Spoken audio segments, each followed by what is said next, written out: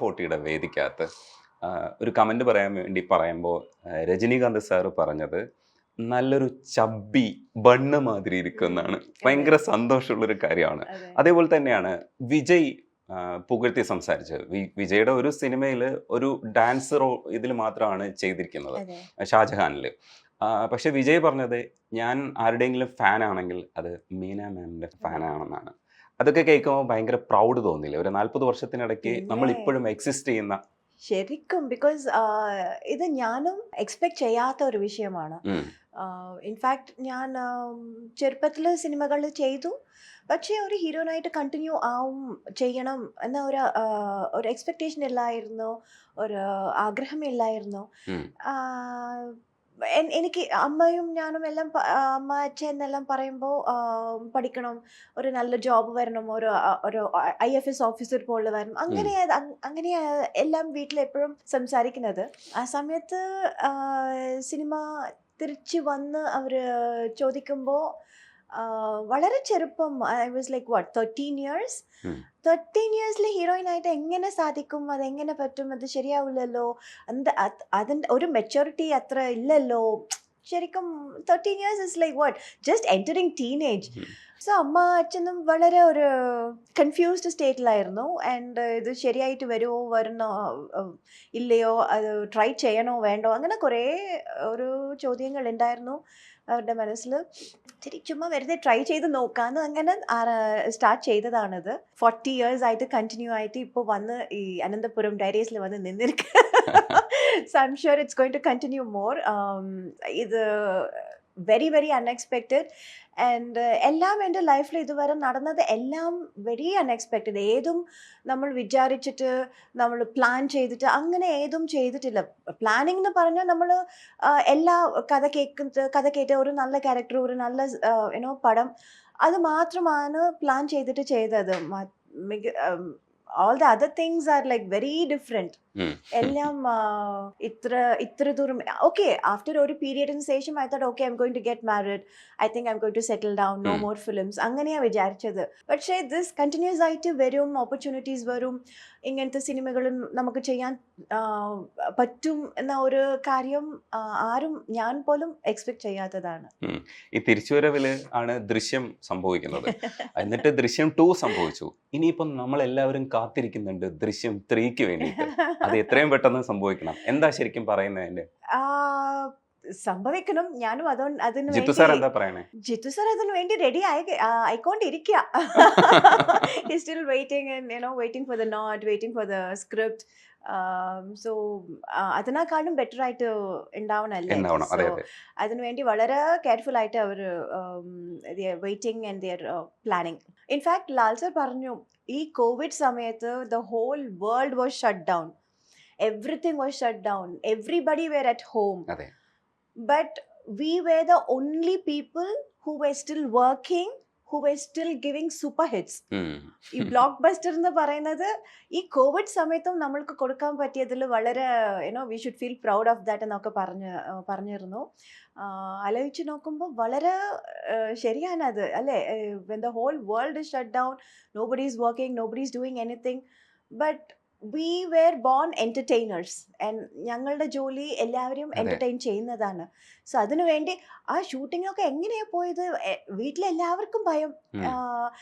ഈ എന്താ ഉടുപ്പ് അത്, that PP kit full right from face to bottom to shoe with എല്ലാം കവർ ചെയ്തിട്ട് അങ്ങനെയാ പോയത്. I couldn't operate my phone, I couldn't show my ID proof because I was looking so different. ഇതൊക്കെ ഇട്ടിട്ട് ആരിനെ ആകാത്ത ഒരു ഗെറ്റപ്പാണത്.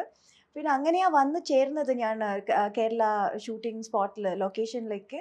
പിന്നെ ഷൂട്ടിങ്ങും അങ്ങനെയാണ്. Everything like everybody every day they use to check ആ temperature and nobody is allowed to go outside.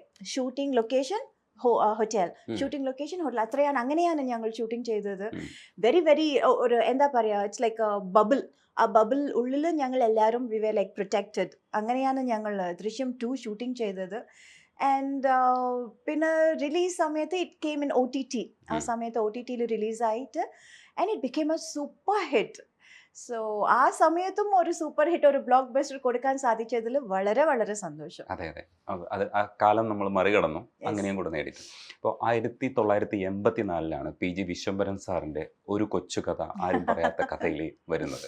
അതിൽ ഒരു തരത്തിൽ പറഞ്ഞു കഴിഞ്ഞാൽ മമ്മൂക്കയുടെ മകളായിരുന്നു, പിന്നീട് മമ്മൂക്കയുടെ കാമുകിയാകുന്നു, പിന്നീട് ഭാര്യയാകുന്നു, അവസാനം മമ്മൂക്കയുടെ അമ്മയായിട്ട് അഭിനയിക്കുന്നു ബാല്യകാല സഖിയിൽ.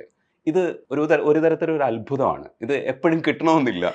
ഒരുപക്ഷെ ഇത്രയും കാലം സിനിമയിൽ നിന്നവർക്ക് എത്ര പേർക്ക് ഇങ്ങനെയൊക്കെ ചാൻസ് കിട്ടിയിട്ടുണ്ടെന്ന് ചോദിച്ചാൽ കിട്ടിയിട്ടുണ്ടാവില്ല. അതൊരു ഭയങ്കര രസമുള്ള ഒരു പരിപാടിയാണ്. അതും മമ്മൂക്ക എന്ന് പറയുന്ന ഒരു സൂപ്പർ സ്റ്റാറും ആവുകയാണ്. അപ്പോൾ നിങ്ങൾ അങ്ങോട്ടും ഇങ്ങോട്ടും അമ്മയും അച്ഛനും ഒക്കെ ആയിട്ട് മാറുന്ന ഒരു അവസ്ഥ, അത് ഓർക്കുമ്പോൾ രസം തോന്നുന്ന ഒരു പരിപാടിയല്ലേ? ഓ, വളരെ രസം. ഞാൻ ഇൻഫാക്ട് അവരോട് ചെയ്യുമ്പോൾ അവർ എനിക്ക് ഈ ഒരു കൊച്ചു കഥ ആരും പറയാത്ത കഥയുണ്ട്, ഒരു ചെറിയ ക്ലിപ്പിംഗ്സ് ഒക്കെ കാണിച്ച് ഇത് കണ്ടോ, ഇത് ഓർമ്മയുണ്ടോ എന്നൊക്കെ ചോദിച്ചു. ഓർമ്മയില്ല പക്ഷെ നന്നായിട്ടുണ്ട് എന്നൊക്കെ പറഞ്ഞ് it was nice to go back to those memories and ചെറിയ ചെറിയ ക്ലിപ്പിംഗ്സ് ഒക്കെ കണ്ടിട്ട് ഇറ്റ് വാസ് സോ നൈസ്. അവർ എൻ്റെ അച്ഛനായിട്ട് ചെയ്തു, ഞാൻ അവരുടെ അമ്മയായിട്ട് ചെയ്തു. ഇതൊക്കെ ആക്ച്വലി പറഞ്ഞാൽ അത്ഭുതമാണ്. പിന്നെ തമിഴ് അതേപോലെ രജനി സാറോട് മോളായിട്ട് ചെയ്തിട്ട് പിന്നെ അവരുടെ പാർട്ട്ണറായിട്ട്, ലൈഫ് പാർട്ട്ണറായിട്ട് ചെയ്തു. ആൻഡ് അതേപോലെ തെലുങ്കിലും ബാലകൃഷ്ണ ചെറുപ്പത്തിൽ ഞാൻ ചെയ്തിട്ട് പിന്നെ അവരോട് തന്നെ ഹീറോയിനായിട്ട് ചെയ്തു. ഇങ്ങനെ എല്ലാ ഇടത്തിലും ഓരോരു ഇൻസിഡൻറ്റ് എൻ്റെ ലൈഫിലുണ്ട്. സോ ദാറ്റ്സ് വെരി എന്താ പറയാ, ഇറ്റ്സ് എ ബ്ലെസ്സിങ്. അതെ, ഭയങ്കര സന്തോഷം ഉണ്ടാക്കുന്ന കാര്യം. ഈ ചെറുപ്പത്തിൽ അഭിനയിക്കാൻ പോകുന്ന എന്താണെന്ന് അറിഞ്ഞുകൂടാത്ത കാലം മുതൽ ചെയ്യാണ്. അപ്പോൾ കുറേ കഴിയുമ്പോഴത്തേക്ക് ബോറടിക്കും. ഇടയ്ക്ക് ഒരു സ്റ്റേജിൽ വന്നിട്ടായിരിക്കും ഇത് സീരിയസ് ആയത്, ഇതിങ്ങനെ തുടരാമെന്നുള്ളത് നമ്മൾ മനസ്സിലാക്കുന്നത്. പക്ഷെ ആ സമയത്തൊക്കെ എന്ത് പ്രേരണയിലായിരുന്നു അഭിനയിച്ചിരുന്നത്? ചോക്ലേറ്റ് വാങ്ങിച്ചു തരുമെന്ന് പറഞ്ഞിട്ടാണോ, എന്തായിരുന്നു? അപ്പോഴും ഉറക്കം വരില്ലേ? that was a very different time zone. അപ്പോൾ ആദ്യം ഒരു ഫസ്റ്റ് ഒരു 2-3 years I didn't know much about films എന്താ, ഈ ക്യാരക്ടർ എന്ന് പറഞ്ഞാൽ എന്താ ചെയ്യണം, നത്തിങ്. ചുമ്മാ വെറുതെ വരും, ഇങ്ങനെ പറയണം എന്ന് പറയും, അത് പഠിച്ചു കൊടുക്കും, ഡയലോഗൊക്കെ പഠിച്ചു കൊടുക്കും, പിന്നെ നന്നായിട്ട് ചെയ്താൽ they give me a chocolate. So I was like, oh wow, I got a chocolate. ഓ, നന്നായിട്ട് പറഞ്ഞപ്പോൾ നമ്മൾക്ക് ചോക്ലേറ്റ് കിട്ടും. അതാണ് ദാറ്റ് വാസ് മൈ ഇനിഷ്യൽ ആദ്യം ഒരു initial idea. That was the exciting part was that, oh, നമ്മൾ ശരിയായിട്ട് പറഞ്ഞാൽ നമുക്ക് ചോക്ലേറ്റ് കിട്ടും. അങ്ങനെയാ സ്റ്റാർട്ട് ആയത്. പിന്നെ കുറച്ച് കഴിഞ്ഞപ്പോൾ ഐ സ്റ്റാർട്ടഡ് റിയലൈസിങ് ഷൂട്ടിങ്, ഈ സിനിമ. നമ്മളും വീട്ടിൽ സിനിമ കാണാറുണ്ടല്ലോ. സോ അത് പിന്നെ ഐ സ്റ്റാർട്ടഡ് റിയലൈസിങ് എൻ്റെ ഫ്രണ്ട്സിൻ്റെ റിലേറ്റീവ്സും ടീച്ചേഴ്സും they use to ask about ഈ ആർട്ടിസ്റ്റ് എങ്ങനെയാ, ആർട്ടിസ്റ്റ് നന്നായിട്ട് സംസാരിക്കുമോ, അങ്ങനെയൊക്കെ they use to ask questions. Then I started realizing I'm like, I'm quite special in school. and I'm more I'm more fortunate to meet these stars. അവരോടൊപ്പം ജോലി ചെയ്യാവുന്ന ഒരു opportunity എനിക്ക് കിട്ടിയത്. ഇതൊക്കെ it doesn't happen to everyone in school. So I was the only one who was selected to be that celebrity kid. So adoka I started realizing. Then they were like other children also. ഇപ്പോൾ എല്ലാ സമയത്തും എല്ലാ സിനിമയിലും ഞാൻ മാത്രമല്ലല്ലോ, ഒരു ചില കുട്ടികളുണ്ടാവും, പിന്നെ 2 കുട്ടികളുണ്ടാവും ഒരു അമ്മക്ക്, അങ്ങനെയൊക്കെ ഉണ്ടാവുമ്പോൾ അപ്പോഴാണ് ഈ കോമ്പറ്റീഷൻ സ്റ്റാർട്ട് ആയത്. I wanted to be better than that other kid. And അവരിനെക്കാളും ഞാൻ ഫസ്റ്റ് ഡയലോഗ് ബൈ ഹാർട്ട് ചെയ്തിട്ട് പഠിച്ച് പറയും, ഞാൻ ബെറ്റർ ആയിട്ട് പറയും, ഞാൻ ബെറ്റർ ആയിട്ട് എക്സ്പ്രസ് ചെയ്യും. ഇങ്ങനെയൊക്കെ that competition started then slowly, എന്നെ അറിയാതെ തന്നെ. Because I didn't know that was called competition. I just wanted to be the best. I just wanted to be better than that person. So അങ്ങനെയാണ് അത് start ആയത്. That അങ്ങനെ അത് it just ഗ്രൂ ഇപ്പൊ ഇതുവരെ വന്ന് എത്തിയിട്ടുണ്ട്. ഇടയ്ക്ക് സീരിയസ് ആയിട്ട് എടുത്തു തുടങ്ങിയത് എപ്പോഴാണെന്ന് ഓർമ്മയുണ്ടോ? അത് ഗ്രാജുവൽ പ്രോഗ്രഷൻ ആയിരുന്നു? ചെറുപ്പത്തില് അത്ര സീരിയസ് എന്ന് പറയാൻ പറ്റില്ല. I was being very professional, that's all. I was not very serious. because I had to do my school work also. School poya, tuitions, coachings, and exams. That was a very different so I was not able to completely concentrate only on films ആ സമയത്ത്, because I had studies also which was equally important. So appo I was not too serious about movies, I was more serious about studies.